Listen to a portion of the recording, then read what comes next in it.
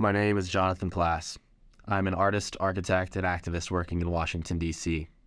Today, I'll be sharing my undergraduate architectural thesis, Liminality in Little Guyana, Explorations in Caribbean Culture, History, and Spatial Practices, which I completed during my studies at Cornell University. I'll begin by explaining my connection to the project, place, and people involved, as well as provide a brief overview of the context of the site. I will then take you through 3 ideas and interventions: a multi-purpose structure for the Aria Spiritual Center grounds, a proposal for a new park, pavilion, and train station at 104th Street, and lastly, an idea for an active archive for members of the Guyanese diaspora.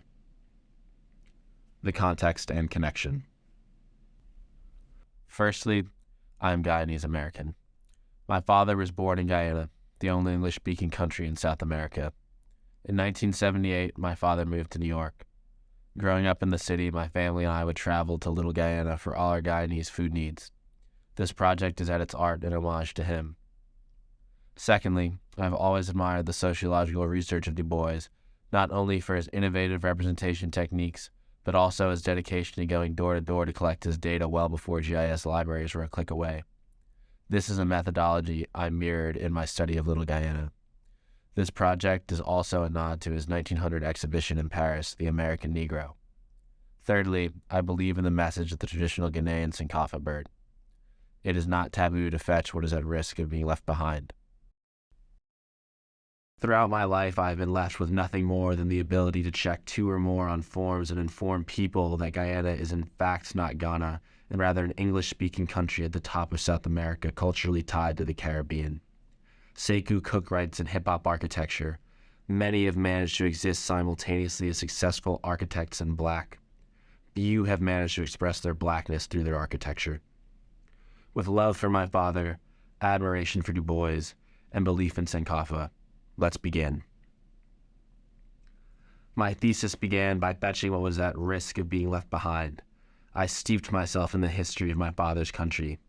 This map shows the European countries that colonized the land of Guyana, the West African nations that these countries took slaves from, as well as the Asian nations they took indentured servants from following the abolition of slavery.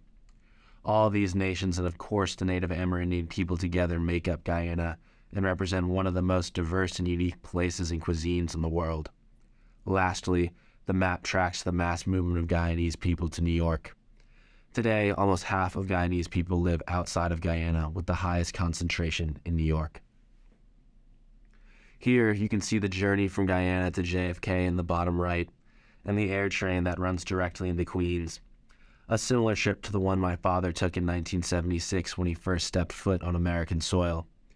You can also see the A train that ends in the heart of the site that is represented by the white outline in the pink and purple region of the map. Little Guyana is not only just known to me, my father, and the Guyanese diaspora, but was recently formally recognized by the city of New York with the honorary naming of 2 streets, Little Guyana Avenue and Punjab Avenue. The green line on the right represents Little Guyana Avenue, and the shorter line on the left, Punjab Avenue. And even in this spatial configuration, one can begin to pick up the complex relationships between the Indo and Afro-Guyanese populations that reside here.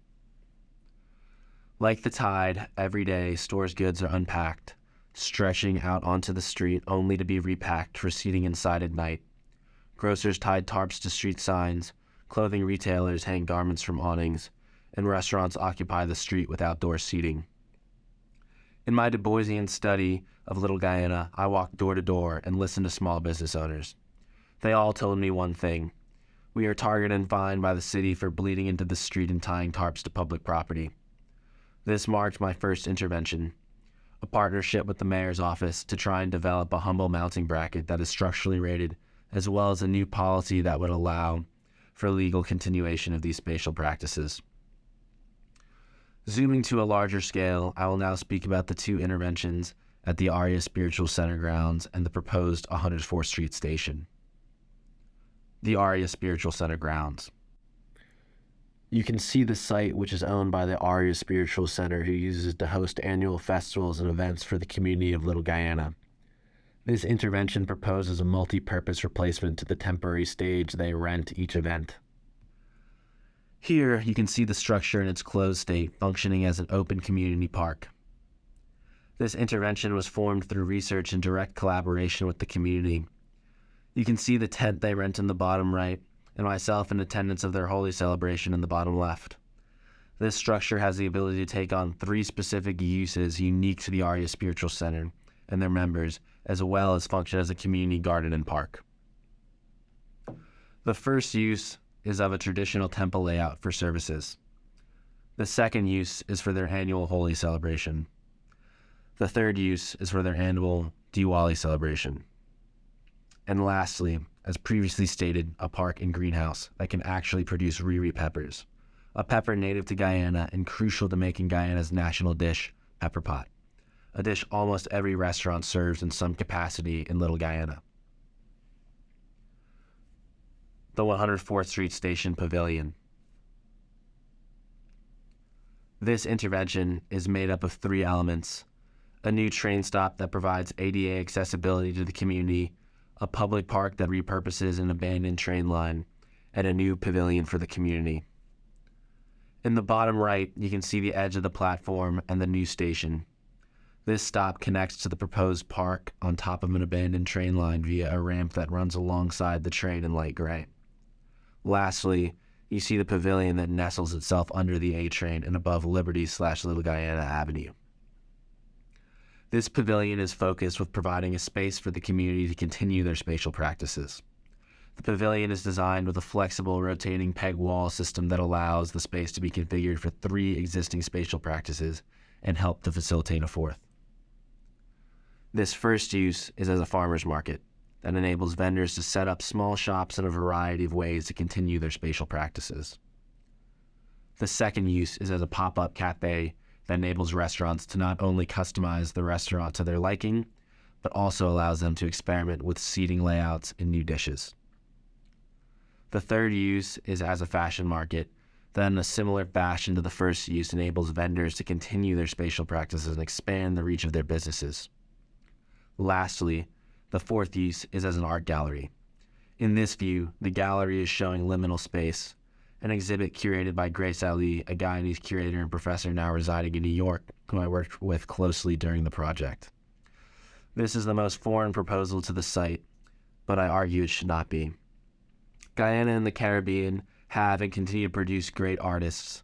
The trouble is just most of them never make it to the Guggenheim or MoMA for the rest of the world to find out about them. This space acts as an art incubator for not only Little Guyana, but the Caribbean diaspora as a whole. With this step towards a new frontier, I will end by presenting an idea for an active archive that is aimed at enabling members of the Guyanese diaspora to connect across borders of space and time. The Little Guyana Archive. As part of my door-to-door investigations, I couldn't be in Little Guyana every weekend, let alone every day. I proposed a digital platform to continue to reach out to the community and solicit feedback, ideas, and spark conversation. These 2 images represent the call for submissions page people would find when they scanned a QR code on posters containing Guyanese poetry, art, and history for my research thus far that I hung throughout Little Guyana. These are the posters and them hanging in one site in Little Guyana. In combination with this, I started an Instagram account to share my research and spark conversation, as well as a WhatsApp group with the business owners and community members to keep up and share challenges. In the future, I hope to grow this into a fully fledged digital form for those who make up the Guyanese diaspora past, present, and future. Thank you for watching, and don't forget to like, comment, and subscribe.